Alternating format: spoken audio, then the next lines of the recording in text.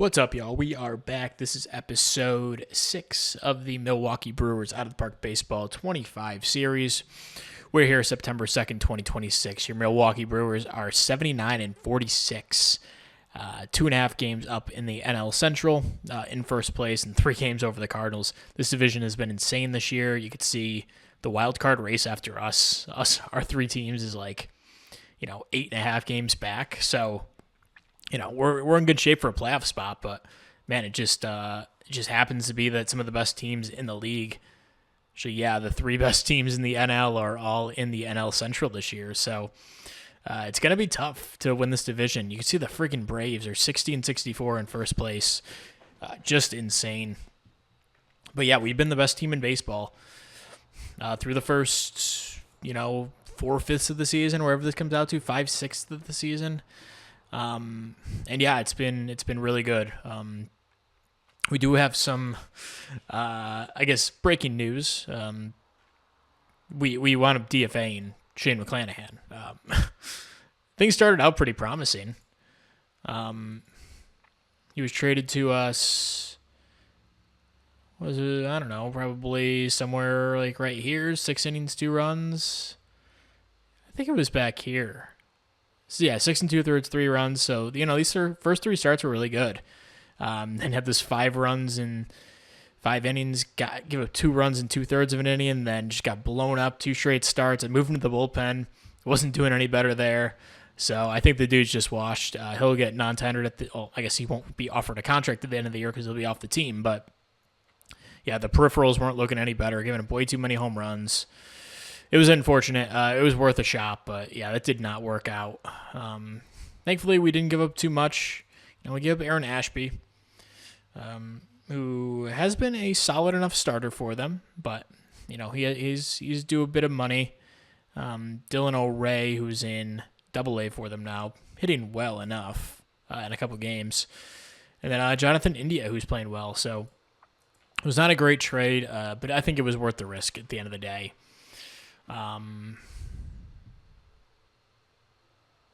Call up Luke Holman to AAA. He's almost ready. So, our pitching staff, we have 4 good starters. That's a good thing. I should probably give Bybee a couple more pitches. I was limiting him because he was kind of sucking, but now he's been better.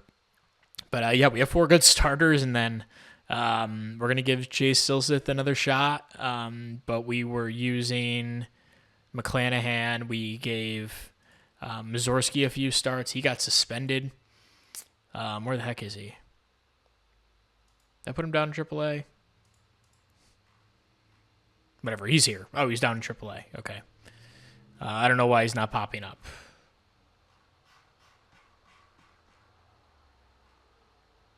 Because he's inactive?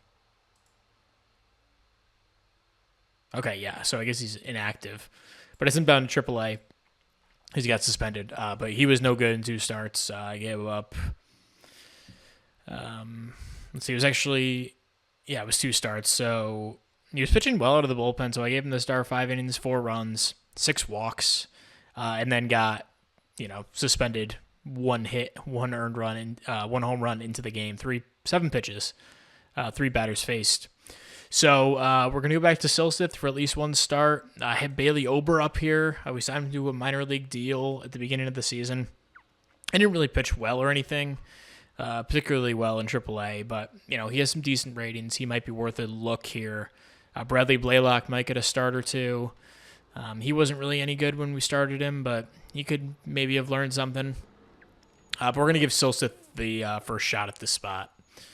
But the bullpen besides that's been a lot of good, some bad. Tanner Scott's been a huge pickup. He's been incredible. A great 19 innings he's pitched. Trevor McGill's really turned things around after a tough start and a rough last season. He's been really good. Gabe Spire has definitely struggled the second half. It's been pretty noticeable. His August was pretty brutal. A lot of home runs given up, which is not really his forte. He's usually pretty good at keeping the ball in the park, but not the last month or so. Thought Dago Vieira's still been good, but he lost a ton of velo with the last scouting report. I don't know if he'll last very long. Carlos Estevez has been really solid since we picked him up. He's only had a couple bad games. Besides that, he's been good in 8 2/3 innings. And then Abner Uribe, yikes, dude. Like, he got off to a really nice start to the year. His April and May were pretty solid, and then July was good, but the last month or so, he was really bad. So we actually wound up demoting him for a few days. Then rosters expanded, so I called him back up. But yeah, not been a good second half for him. Mason Flaherty is back up with the team. He played well in his first game back up. So maybe we have something in him. Mark Leiter has not been a great pickup. I think better days are ahead for him, but the start was definitely not good for his time with the Brewers. That's pretty much it for the pitching. George Kirby's been awesome. On pace for 225 innings. Freddie Peralta's been incredible. On pace for 200 innings himself. Tanner Bybee's been solid, on pace for 194 innings this year. As a 3-starter with a league average ERA, I'll take that all day. And DL Hall, another guy on pace for 200 innings. He's been awesome this season. So, yeah, the 4 starters have been good.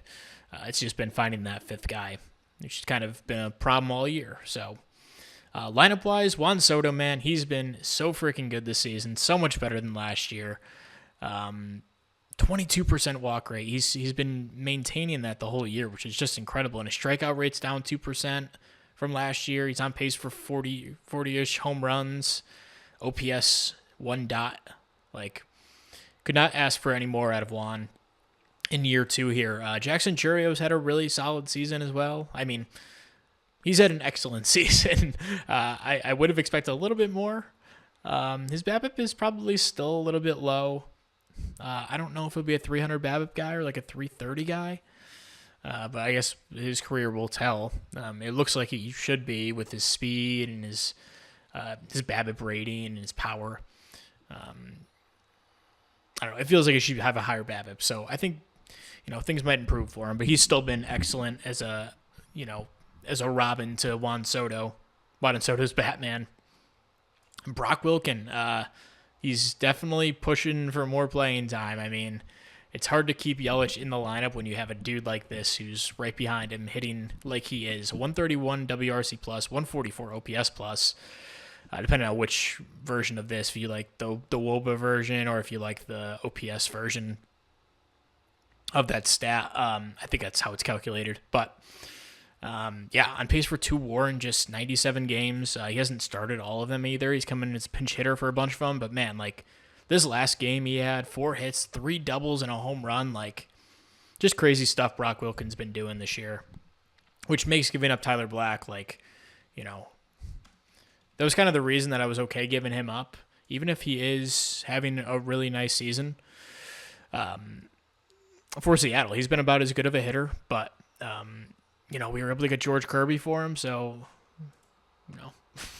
I'll take that every day if we have Wilken playing like this. And Garrett Mitchell continues to play incredibly well, on pace for 30 home runs, which would double his career high that he set a few years back.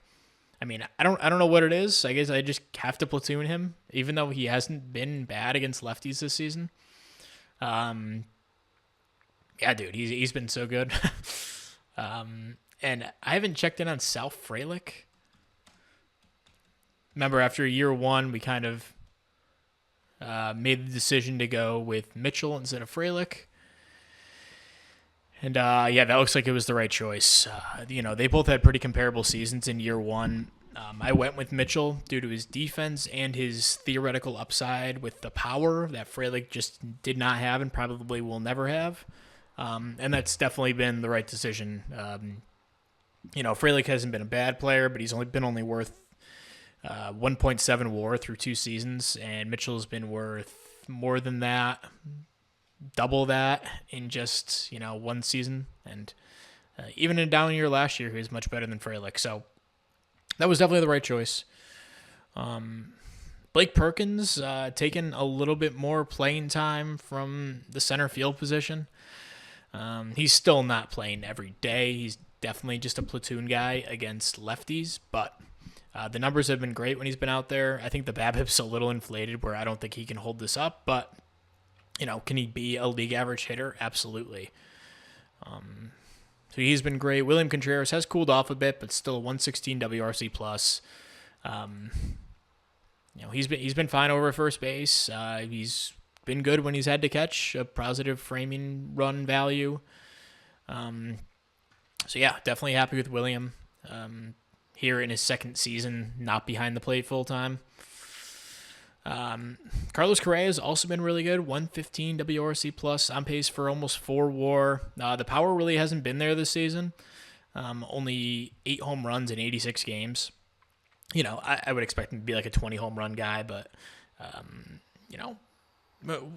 I'm still happy with his numbers overall, and he's played a great shortstop this season. Definitely happy with what we got out of him, and he stayed mostly healthy outside of an injury early in the year. Knock on wood. Noelvi Marte has definitely cooled off, but still 109 WRC plus, on pace for 3 WAR. Going to be close to 20 home runs this season. He's actually been a good second baseman now that he's kind of adjusted to the position, it looks like. So definitely a great trade there. Giving up Shane Smith, who has been definitely a solid reliever. But I'd rather have a, above average second baseman than a good reliever any day.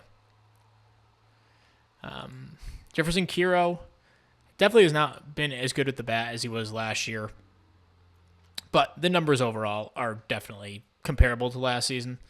The defense just hasn't really been as good, which has held back his WAR. Only barely positive framing run value. So I hope we can get a little bit more defensively out of him in the future. Because that is a big part of his value. If he's just a 2-win catcher, he's definitely replaceable. But if that defense is elite, like I think it could be, you're talking about a legit all-star caliber catcher with good defense and a solid bat. Then Christian Yelich, it's been a bad year for him. He still gets on base at a good clip. He's not a complete liability with the bat, but when you don't play defense and you got guys in front of you, you're going to lose some playing time. He's still on pace to play 130 games, but I doubt he hits that at this point because, Brock Wilkins playing every other game. I'm not going to make him the starter yet, but he's just about there. But they're alternating games, and he's playing full-time against lefties.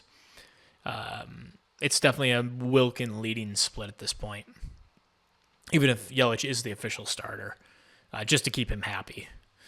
Then Brian McMahon, he's cooled off since a hot start, but definitely better than what we had at third base last year, which was basically nothing. And definitely better than what we had the season before with, Yohan Moncada for a half a year, and I don't even remember what else we had there in year one. But, he's been fine. I wish his defense was a little better. He's barely average. He hasn't been bad by any means. Then C.J. Abrams actually got quite a bit of run here.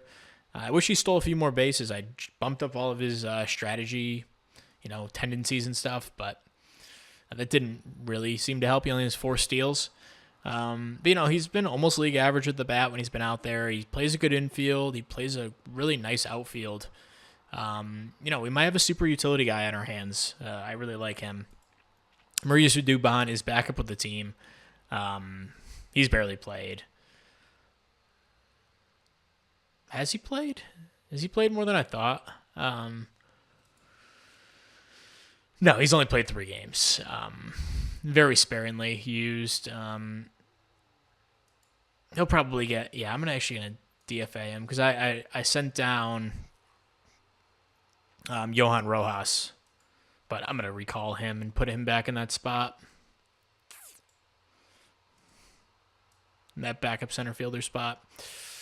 Other guys to talk about in the system, Daniel Duarte has gotten a nice little boost up to a 60 contact. He looks like a nice player.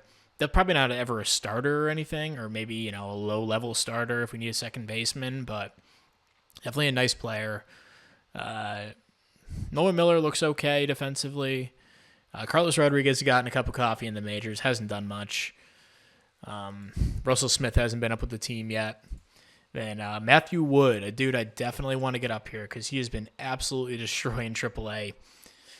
And, there's just not really a spot for him at the moment. As much as I'd like there to be, there hasn't been. I want to get Patrick Aquino a couple innings up in AAA too. I really like him. He just was not good in AA, wasn't getting any innings in AAA, so I sent him down. So yeah, there we go. That is kind of the update here. We'll go week to week here and update how we're doing in the division and everything. One more thing I like to look at. Check out our July, 17-7, really good month. And August was really good too, 16-11. It feels like we were doing a lot better than that. And then we kind of hit a rough patch. Yeah, like we started out the month really strong. And then we lost 4 in a row. And we won 5 in a row. And then, went on a bit of a skid here, lost 4 of 5. Then just took that series against the Rays. So that's all that being said, we're going to go week to week. We'll come back with the next update. This pretty much says it all. Just brutal start to the month of September. We won the first game, wound up losing 5 in a row, finally won 1, lost another 4 in a row, and finally took another one against Philly. But 3-9 start to the last month of the year in a tight division race. We've fallen 3 games back of the division. We sit 5 games up of the Dodgers. We're still likely going to make the playoffs. I wouldn't bet the Padres would catch up or anything, but we really had the division in our control, but now things have really fallen apart. So the real culprits have, I guess, just the hitting. The hitting didn't do anything from what I could really tell. We just played a lot of close games. Got shut out in this one, 2-3 loss. Scored 1 run in this one, 1 run, 2 runs, 3 runs, and had a couple close games that we could have won. But in those games, the pitching decided not to show up. Mark Leiter, I moved him to a low leverage role. He just has sucked, quite frankly. We lost this 8-7 game in a really close one where Juan Soto went off, but Tanner Bybee gave up 6 unearned runs, just 1 earned, and Estevez gave up a pair more. So, a lot of close games just did not go our way. Gabe Spire, I pulled him out of a high leverage role because he has been really, really bad here in the second half. So that's where we stand here. We have a real maybe season-defining series here against Chicago. We may as well go through it. We'll have Tanner Bybee, DL Hall, it's going to be Chase Silseth, who hasn't been too bad in 2 starts back. This wasn't a great start, but the last one was really good. 5 1/3, 2 runs. I would like to have him on more of a pitch limit, though. Be 80 pitches. I don't really trust him. So, game 1, it'll be Kodai Senga.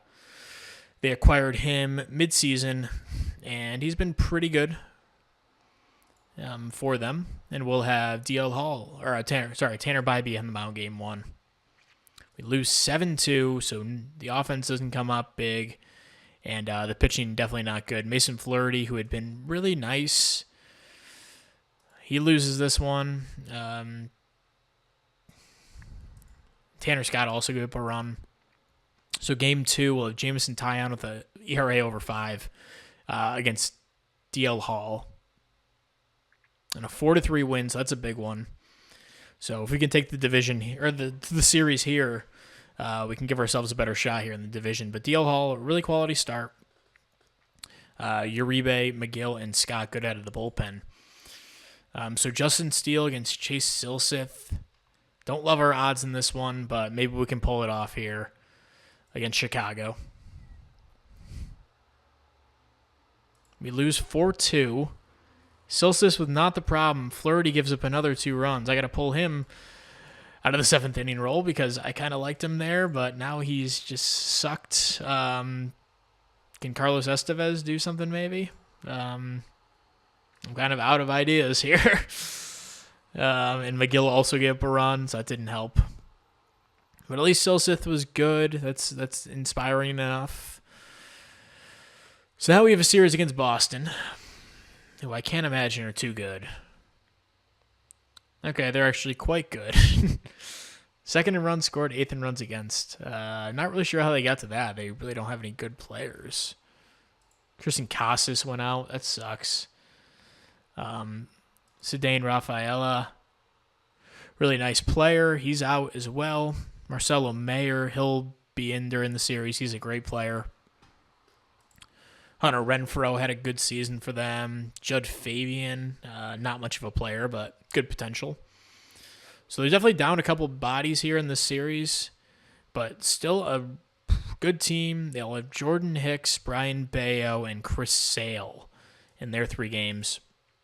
We thankfully have the top 3 guys, George Kirby, Freddie Peralta, and Tanner Bybee, I guess, is, a 3B to DL Hall. But anyway, game 1 of the series, George Kirby. We win 5-3, big game. Jackson Chourio, 3 RBIs. Looks like he had his 35th home run of the season, just blowing out his career high previously in his rookie year.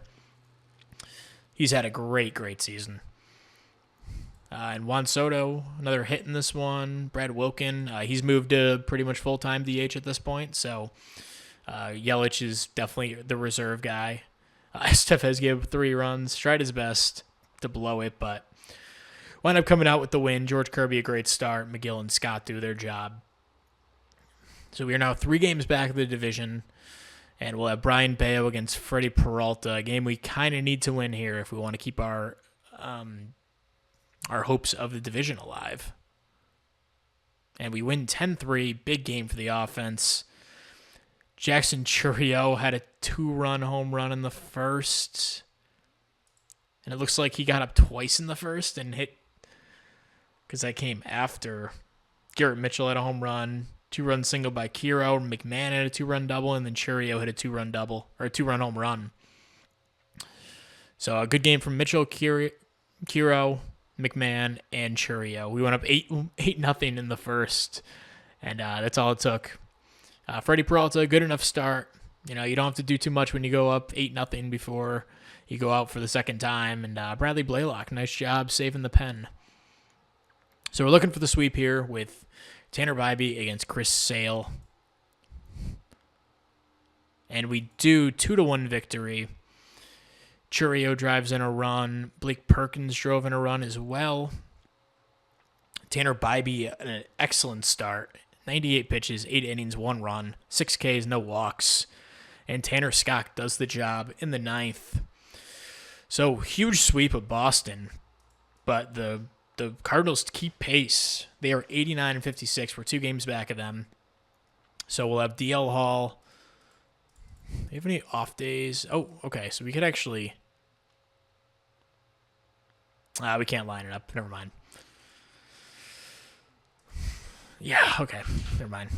So we'll have DL Hall here on the mound against Michael Grove, a pretty decent arm.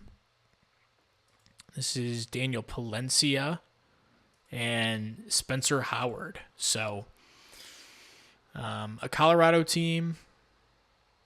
How are they doing this year?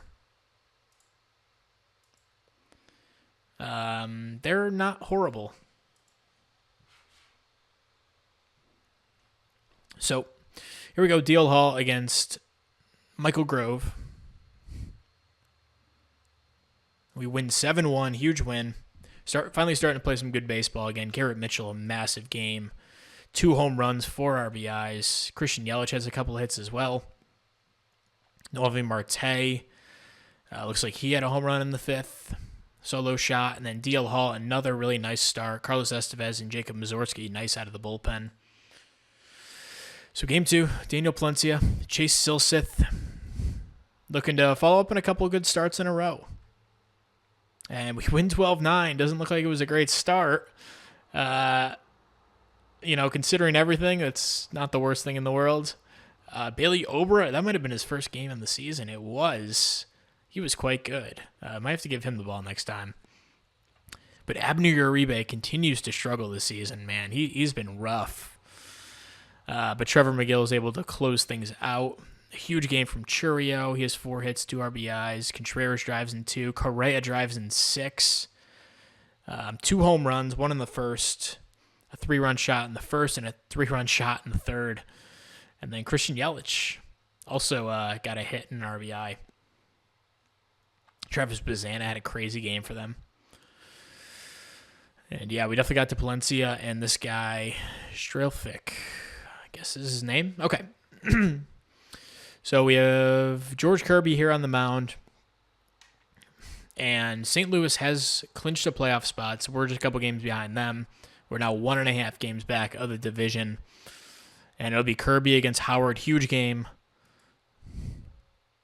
We lose 5-4 in 11 innings. Trevor McGill gave up the ghost runner. Tanner Scott blew it in the 9th, it looks like. And Gabe Spire continues to struggle, man. It's been tough. Tough to see out there from him. Mason Flaherty got hurt, too. That's not good. But Kirby had a great start. That's just a tough one to lose, man. 2 runs in the bottom of the 8th, 1 run in the bottom of the 9th to tie it, and then another run in the bottom of the 11th to walk it off. It looks like it was a walk-off walk. Okay, so we have an off day. We can... Oh, jeez. So, stretched elbow ailment for Flaherty. He'll miss the rest of the year and probably a lot of next year. I'm going to call up Cole Reagans.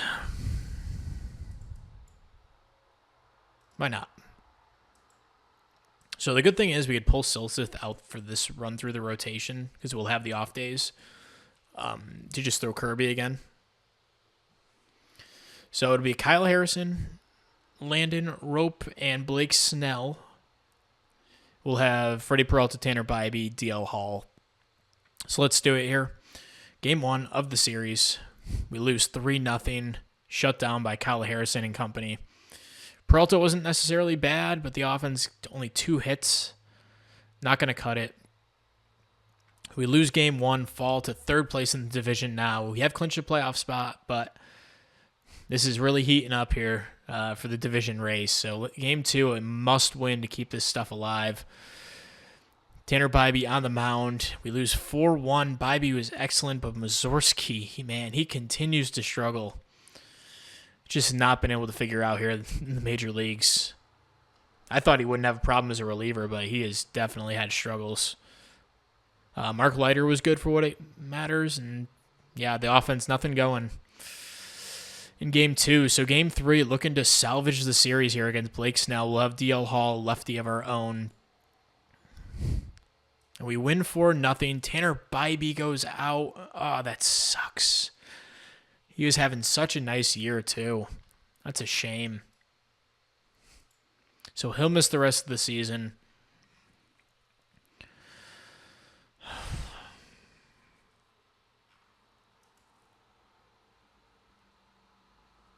Someone I want to call up. Where the heck is he?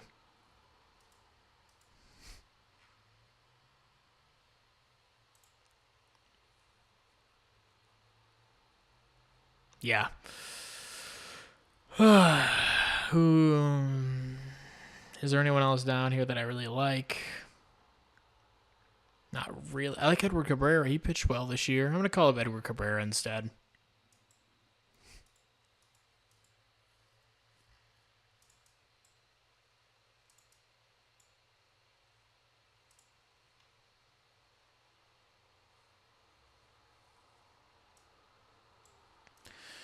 I'm going to give Bailey Ober the start, too. Why the hell not? We got nothing to lose at this point.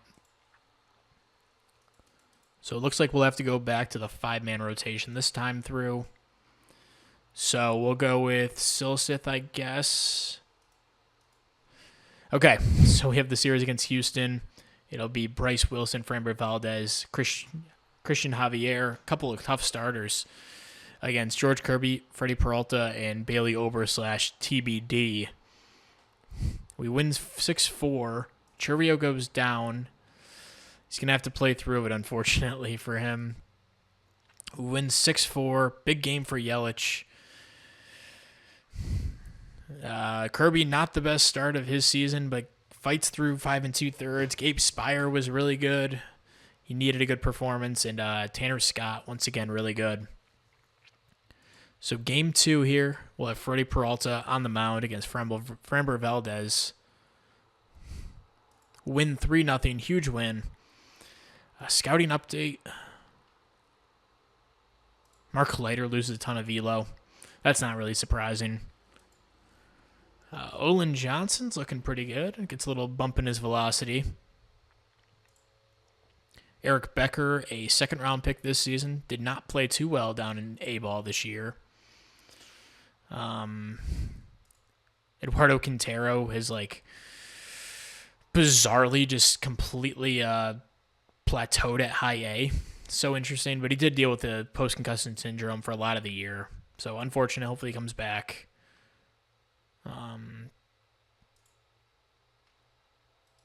Slade Caldwell, I sent him down a rookie ball to get his confidence back. Call him up to A if they have any games left. Daniel Cabral, by the way, played incredibly well in the Dominican League. I sent him to whatever regular rookie ball, the summer league for in America, I guess, and he struggled in 65 plate appearances, but good start to his career, I guess, in the Dominican League. So could be 3-0 victory for us. Freddie Peralta, a great start. Edward Cabrera comes in, pitches really well. Then Trevor McGill and Tanner Scott are great out of the bullpen once again. Not too much offensively, but a couple RBIs by Soto, Wilkin, and McMahon. So it was a home run by Soto and Wilkin. So we have Javier against Bailey Ober. We'll throw him the ball.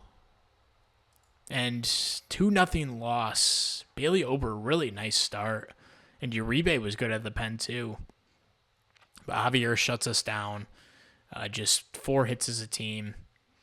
So we fall a little bit more. We're 1.5 games back. I guess we're about where we were.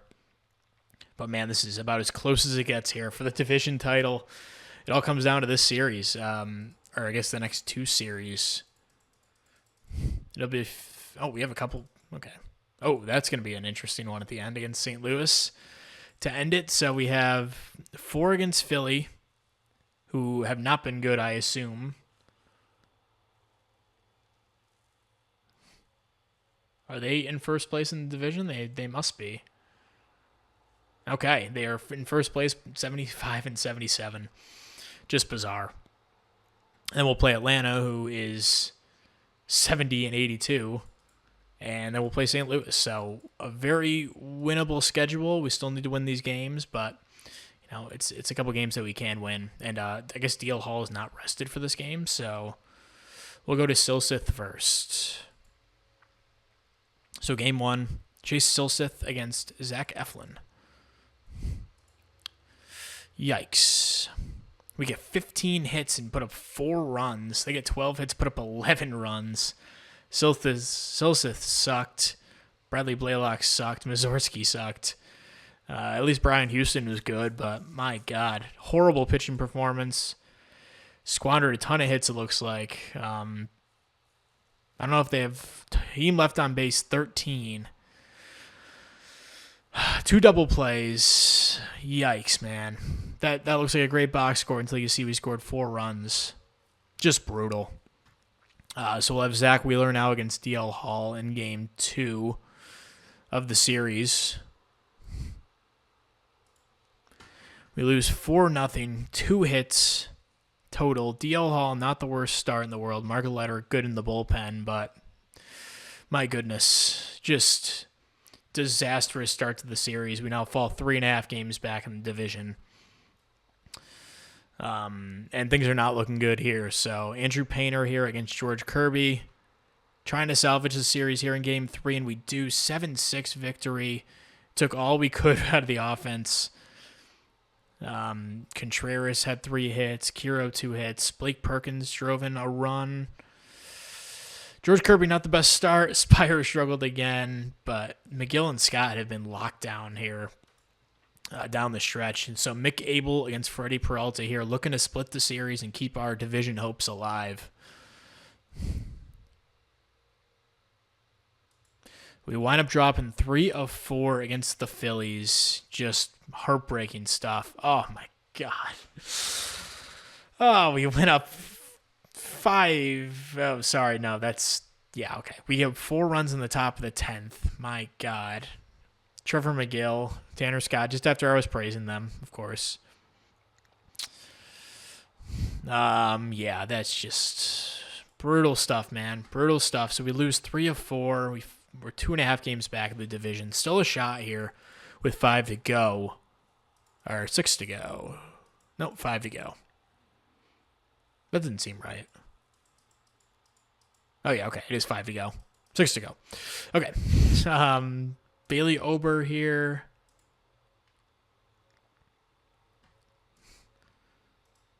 Let me just make sure these guys have pitch count maxes here. I mean, our bullpen really hasn't been much better, so there's no point in doing this really, but... Okay. Bailey Ober on the mound against Herson Waldrop.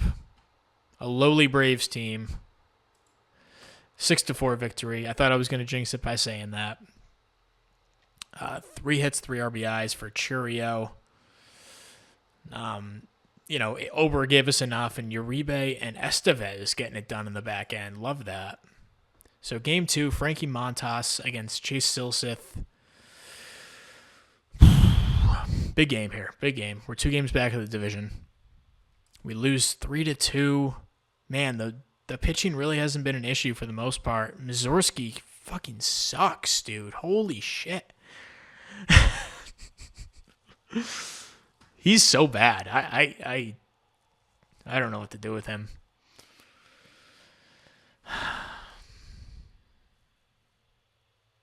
I don't know. I don't know what to do with the dude. That sucks. So game 3, looking to win the series. We're 3 games back of the division. I don't know if I guess we're officially out of the chase if St. Louis wins and we lose, or yeah, they win and we lose, or if they just win, I think we're out. And we lost anyway, so it doesn't matter. My God. Okay, so I mean, it's not the end of the world. We're still in the playoffs. Man, they freaking dominated at the end of the year. We did not. 2-6 in October after 12-14 September. I mean, just a horrible collapse. To lose 3 out of 4 against Philly, 3 out of 4 against Philly, and then 2 out of 3 against Atlanta. That sucks. Yeah, this start of the month was the killer. We could have pulled away there with just an even record. Okay, not the end of the world, I guess. I'm not going to throw George Kirby here. I don't care if it means getting the first wild card. I'm not doing that. So we're going to pitch Cole Reagans. We're going to bench him. Where is he? 3 days. Don't want him to pitch. So we'll have Reagans, Ober, because he'll be good, and then Silseth. Finish out the season. Maybe we win a few. I don't know. I'm not really too concerned about it. Cole Reagans. All right. We pick up a win. 6-5. Churio has a great game. What a season he had, man. What a season. William Contreras really fell apart this last month, man. Holy crap. Barely a league average hitter. Trevor McGill, he kind of sucked last couple games. 6 runs, 2 outs he's gotten. So they have David Peterson against Bailey Ober. Lose 8-5. Noelvi Marte gets hurt. God damn it. Brian Hudson. God. Okay. Let's just get the season over with. Chase Silseth here. So George Kirby gets the most pitching wins. That's cool. Ton of guys retired. Some of these are kind of notable names. Freddie Zamora was a guy I kind of liked. He had a really nice year. Colin Rea, longtime pitcher for us. Okay, so, we don't win the division, not the end of the world. And our matchup will be against Chicago. Finish a few games up on us, so I'm going to set the playoff roster, and we'll be back with the Wild Card Series. All right, so we're back. Time for the Wild Card Series, and we'll really quickly go through the roster and who made the squad. So a little bit surprising, a lot of this stuff. Looking through the numbers, it was kind of difficult to make a lot of these, picking guys to go on the roster because a lot of them just sucked. But this is what we're going to go with. It'll be Kirby, Peralta, DL Hall for our 3 starters. No surprises there. They were clearly our best pitchers. And with, what's his name? Tanner Bybee going out for the playoffs. That made it pretty easy. I don't think he would have made it ahead of Hall, but, he definitely would have been on the roster. That would have been a nice piece to have. And maybe he would have even been our 3 starter and move Hall to the bullpen where he could really, really play up. Not having Mason Flaherty is definitely tough as well. He's a guy who probably would have made the roster. And not because of his performance by any means, but I still like his upside. But, yeah, so those are our 3 starters. Then we'll have Scott, McGill, Estevez. All these guys pitched pretty well this year. Scott was awesome when he came over. McGill was solid. He did have his ups and downs, but mostly good. And then Estevez was mostly good when he came over. Then the rest of the bullpen gets a little hairy at this point. We had Gabe Spire, who had a good season, but struggled with the home run ball a ton this year. And had a really rough second half, well documented at this point by me. Abner Uribe, pretty much the same story with him, except it's more of a walks issue than the home run ball, but still a guy who gave way more home runs than he probably should. But those 2 will be like our main guys, and then we kind of have the rest of the roster filled out with dudes that I'm not entirely certain about. So Thago Vieira did have a really good season on paper, but the FIP is only about league average. Accumulated .1 WAR, barely pitched. He pitched 28 innings. My manager never really used him. So he'll be on the roster, more of like an emergency type guy. And then Cole Reagans will make it. A guy who did not get a ton of innings this year for us. We signed him, kind of hoping he would be a nice piece out of the bullpen. Never really was that for us. But I still think he's one of our better options that we have. And then Jacob Mazurski is kind of just banking on the theoretical upside of this dude. Sorry, it was really loud outside. The FIP's pretty ugly. The ERA obviously isn't good. Had a really rough end to the year. Just was never really able to get going this season. But there's theoretical upside, and we're going to, go for it since we don't really have a better option. And then Bailey Ober, who really surprised me in 19 innings at the end of the year. He was really solid. A guy who spent a lot of the season in AAA. I don't even know.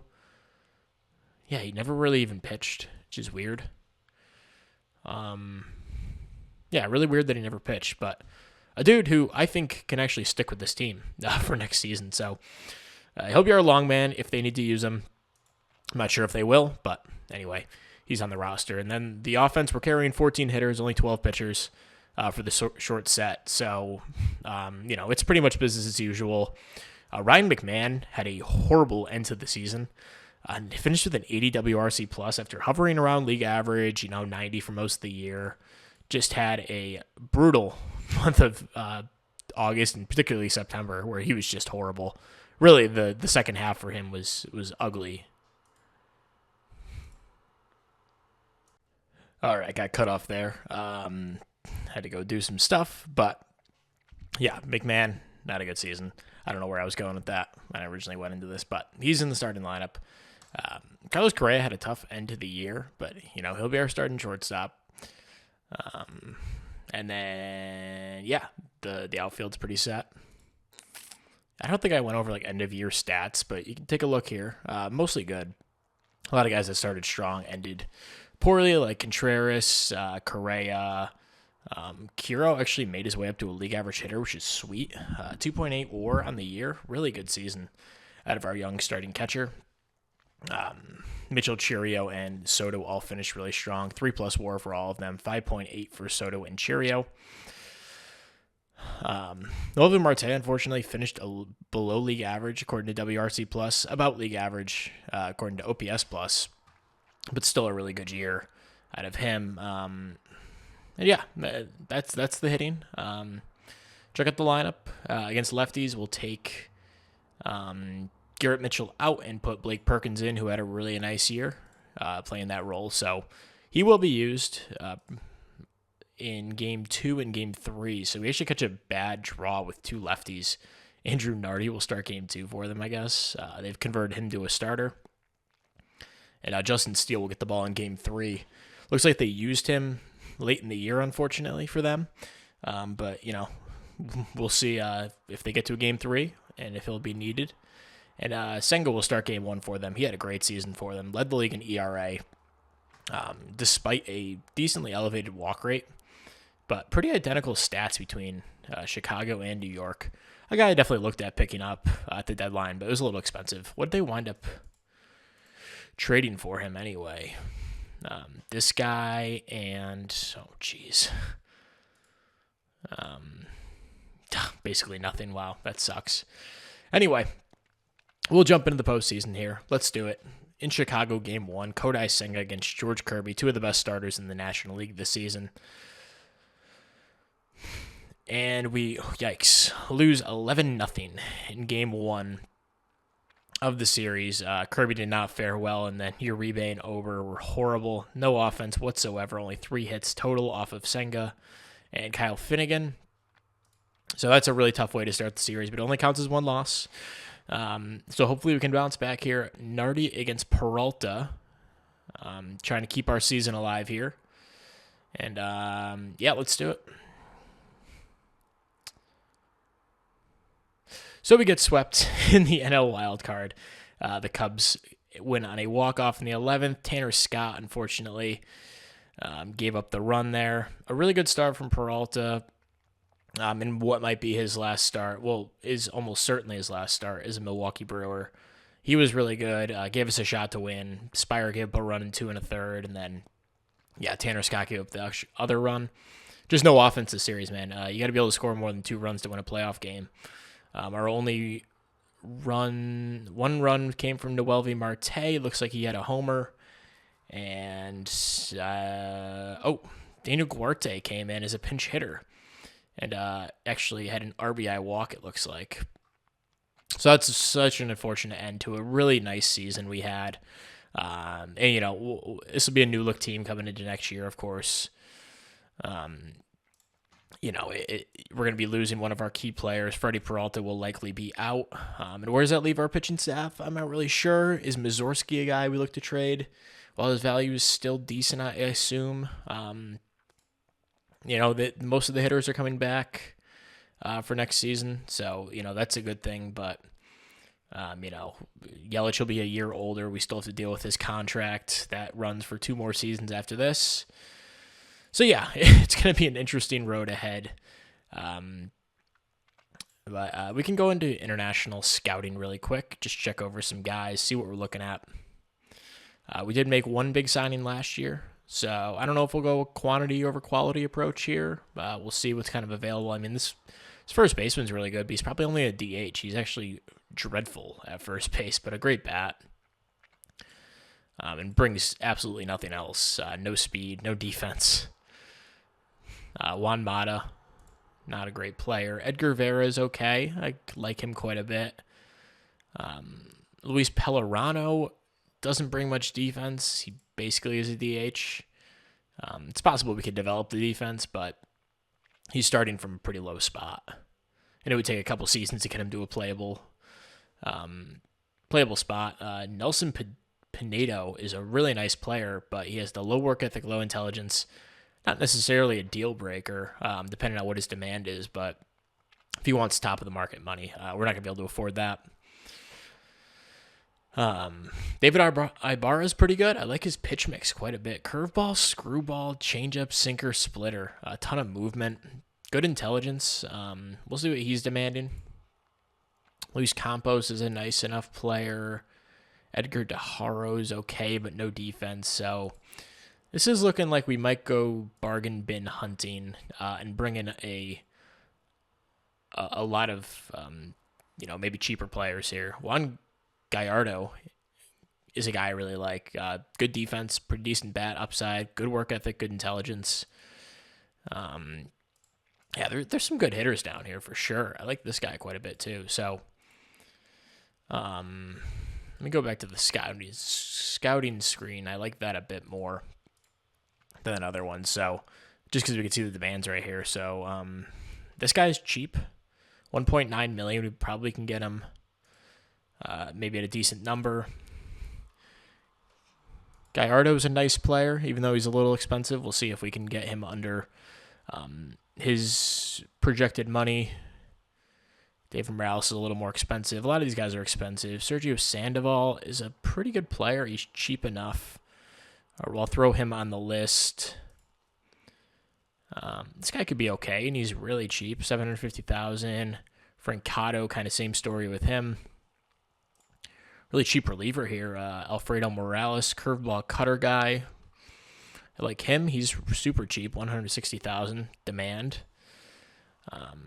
Daniel Romo is really cheap. We can go after him.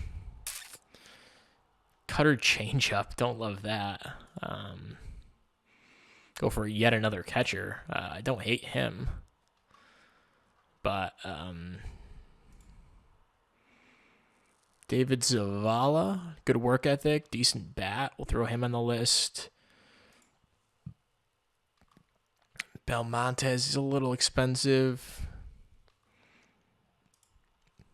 Guy's all right for $440,000. Alexis Castillo is pretty good for under $200,000. Castillo, same story. Even if he doesn't have the highest upside, he could be a decent player. Although low intelligence, low leader, maybe not. Jorge Estrada's all right. Oh, we're out of room. Okay, we'll go with these guys then. Or maybe we can throw that first baseman on here too. We'll look at that next round. But anyway, that's the season. Unfortunately, we lose in the wild card round for the second time in 3 years. Unfortunate end. The offense kind of fell apart in the second half, and then the bullpen was kind of a disaster as well for the second straight season. So those are areas that we need to look to improve. We need a better bat at third base. McMahon is not really cutting it. Besides that, I think the offense played pretty well this year. The pitching was good, at least our first 4 starters. We'll get Bybee back next year. That'll be big because he had a really nice year, ate a lot of innings. And then, Tanner Scott's going to be gone too, so we need to rebuild the bullpen once again. But we'll do that next episode. Thank you very much for watching, and we will see you guys in the offseason. Peace.